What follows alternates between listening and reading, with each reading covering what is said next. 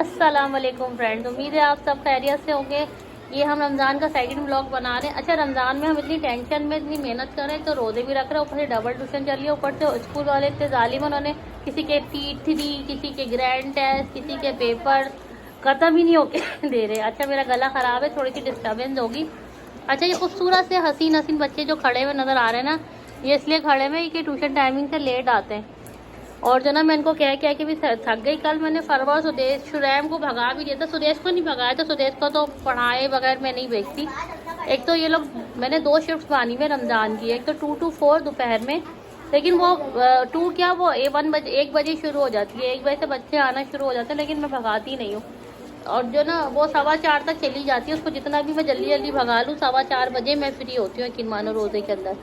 और फिर ये रोज़े के बाद की टाइमिंग है, वैसे तो मैंने 7 बजे का बोला हुआ है, लेकिन ये जो ढीठ बच्चे हैं ना, ये 8 बजे उठ के आ रहे हैं। अब आप यकीन करें, 9 बजे मुझे ट्यूशन फ्री करनी पड़ती है, मुझे सफाई करनी पड़ती है। रोज़े में मुझसे झाड़ू पोछा नहीं होता बिल्कुल भी, मुझे बहुत प्यास लगती है, मैं बाकी सारे काम कर लेती हूँ।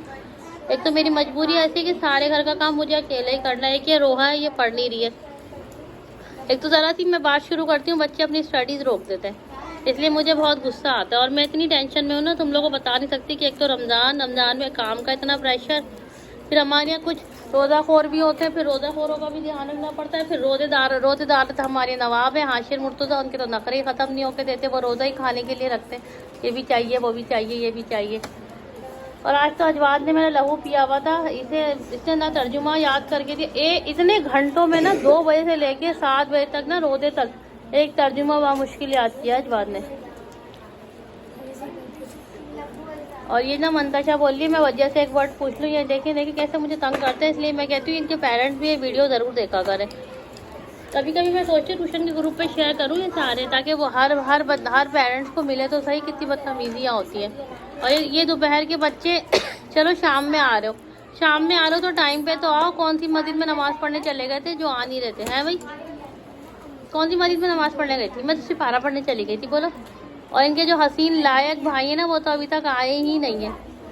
आज जामी भी नहीं आया, जामी की डबल शिफ्ट है। अरजान के आज पेपर खत्म हो गए, कल अजवाद के पेपर खत्म होंगे, तो अजवाद उड़ते हुए नजर आएंगे। एक और आ गए, एक और खड़े होंगे, यही खड़े हो जाओ, यही खड़े हो जाओ, इतना अंदर जाने की जरूरत नहीं, बैठने नहीं दूंगी मैं इन ढीटों को।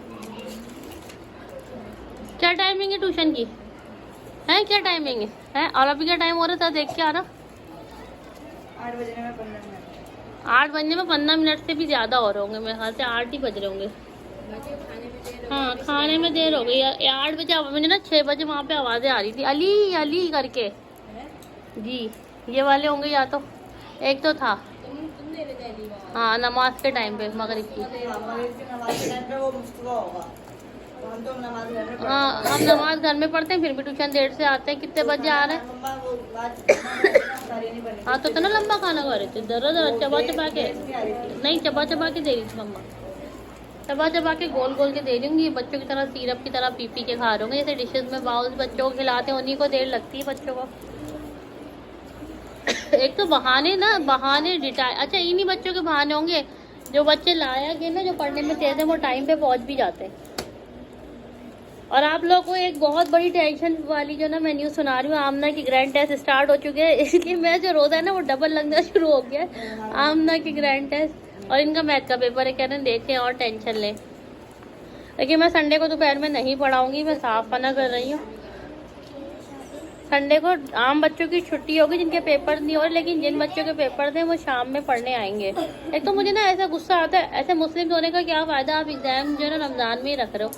ज़रा सा तो एहतराम करें, कहते हैं इबादत के लिए, हमारी भी इबादत जाती है, बच्चों की भी आदत जाती है। और बच्चे तो और लायक है ना, लायक बच्चे। अच्छा, ये भाग गए ट्यूशन से, फिर आगे ऐसे बच्चे निकल जाते, शुक्र आने के नफिल पढ़ लो और फिर वापस आ जाते। और अभी देखो डिटाई इतनी है कि अभी तक स्टार्ट ही नहीं हुआ है। और ये जो ना पनिशमेंट के सारे ब्लॉग्स में ये बच्चे नजर आते हैं जो ज़्यादातर खड़े हुए।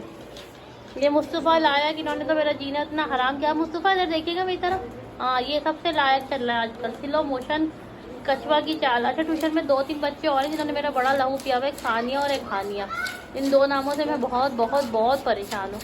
उनके पास एक तो छुट्टी करने के 100 बहाने होते हैं, और एक ना पढ़ने के कई झूठ होते हैं। बड़ा लहू पिया हुआ इन लोगों ने। अच्छा, अब स्ट्रेंथ कम लग रही होगी, आधी स्ट्रेंथ दोपहर में आ रही है, आधी शाम में। आप लोग ये सोचें मुझ पे क्या गुजर रही है। और मैं कितनी टेंशन में ट्यूशन पढ़ा रही हूँ मैं ही जानती हूँ। और उसके साथ मुझे घर का मैनेज भी करना, अफ्तारी भी बनानी है, खाना भी बनाना है, और जेब का परहेज ही खाना भी बनाना है। तो मैं ही जानती हूँ मैं कैसे चल रही हूँ।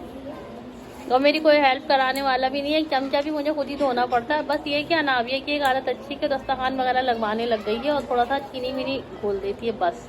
लेकिन वो बहुत जैसे घोलती है वो ना, साथ साथ खुद भी चखती रहती है, इतनी मुझे उलझन होती है। मैं उसको मना करती हूँ रोज़ा कैसे रखोगी, हर चीज़ उन्होंने टेस्ट करनी होती है, फिर दस्तरखान पे सजती है वो।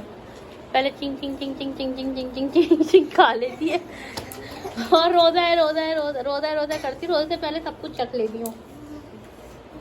ये शुरैम कैसे बैठ गए पनिश में ना, खड़े रहोगे पूरा टाइम, खड़े रहोगे और आओ देर से। कल भी मैंने इनको पनिश किया था और आज फिर पनिश कर रही हूँ, लेकिन ये फिर वही इनकी पता भी नहीं होता, कोई पंक्चुअलिटी नाम की चीज़ ही नहीं है।